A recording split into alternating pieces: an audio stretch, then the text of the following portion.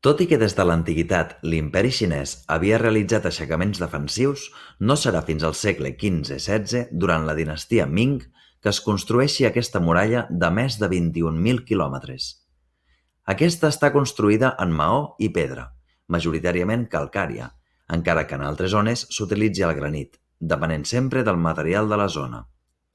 La muralla alterna torres defensives, on s'allotjava una guarnició de soldats encarregats de donar l'alarma en cas d'atac o defensar el setge.